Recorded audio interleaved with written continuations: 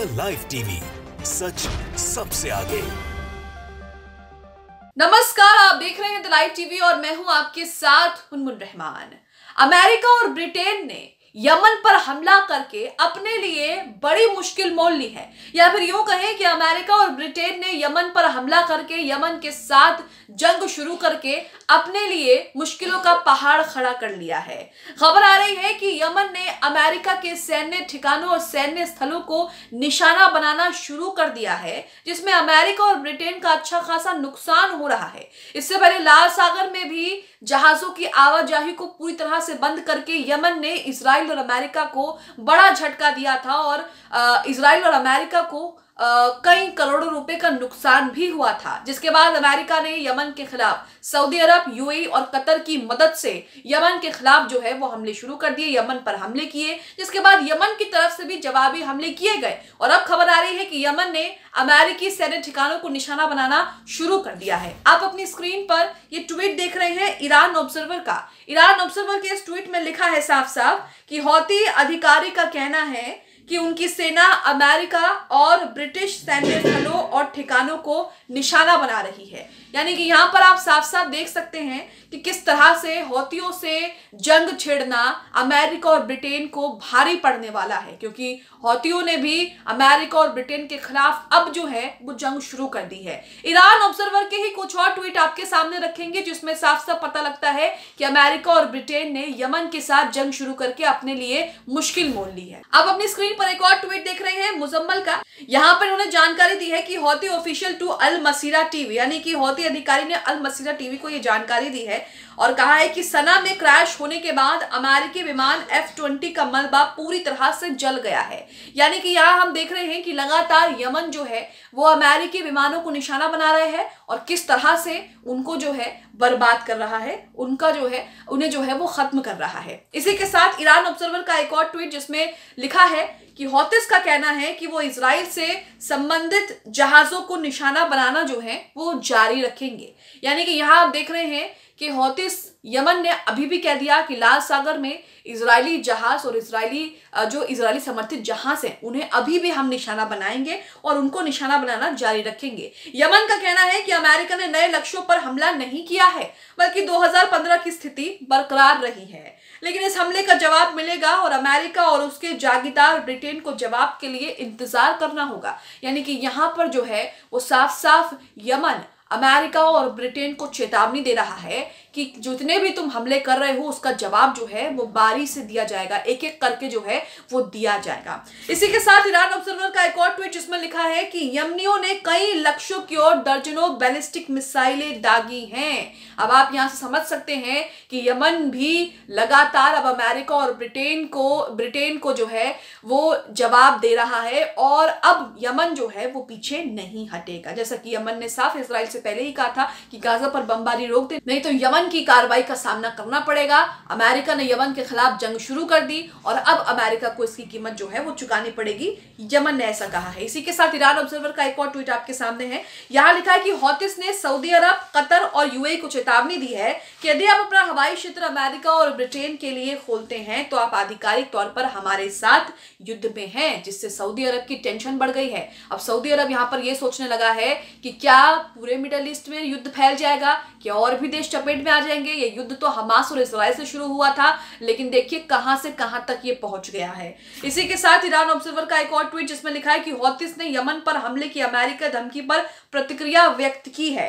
यमनी रक्षा समिति के सदस्य का कहना है कि अमेरिका को यमन पर हमला करने दो, कोई भी हमला अनआंसर्ड यानी कि बिना उत्तर के नहीं रहेगा और हमारी प्रतिक्रिया अमेरिकियों की अपेक्षा से अधिक विनाशकारी होगी।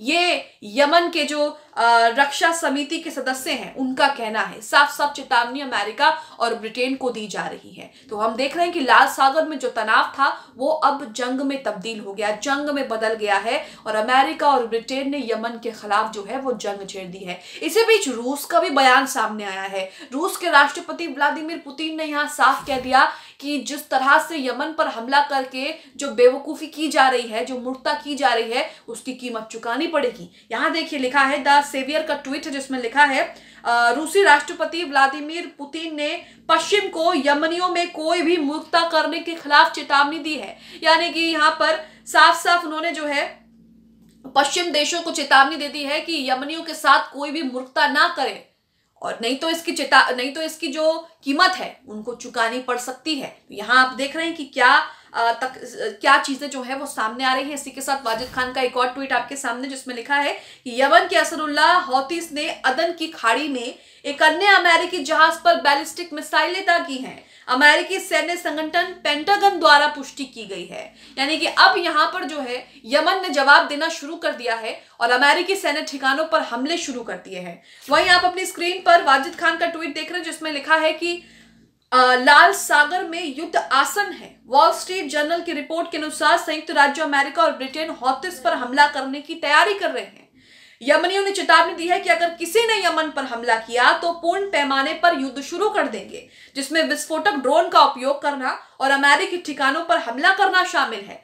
इराकी प्रतिरोध बलों ने कहा कि अगर यमन पर हमला हुआ तो हम अमेरिकी सैन्य ठिकानों पर पूरी ताकत से हमला करेंगे। वहीं आपको बता दें कि इराक ने एक आधिकारिक अधिसूचना जारी करते हुए अमेरिका से कहा है कि तुरंत अपनी सेना जो है यहां से हटा लो। तो आप देख रहे हैं कि यमन और इराक ने अमेरिका के खिलाफ मोर्चा खोल दिया है, जिससे अमेरिका की मुश्किलें अब बढ़ती हुई नजर आ रही हैं। इसी के साथ अब अपनी स्क्रीन पर नवभारत टाइम्स का ये आर्टिकल देख रहे हैं जिसमें लिखा है कि यमन में एयर स्ट्राइक पर जो बाइडेन बोले, मैंने दिया है आर्मी को ऑर्डर, हूती नहीं माने तो और तेज करेंगे हमले। तो हमलों के संबंध में जो बाइडेन ने क्या कहा है वो भी आपके सामने एक बार रख देते हैं। यहाँ पर अमेरिकी राष्ट्रपति ने कहा है कि मेरे निर्देश पर अमेरिकी सैन्य बलों ने यूके के साथ मिलकर ऑस्ट्रेलिया, बहरीन, कनाडा और नीदरलैंड के समर्थन से यमन में कई ठिकानों पर हमले किए जिनका इस्तेमाल हूती विद्रोही कर रहे थे।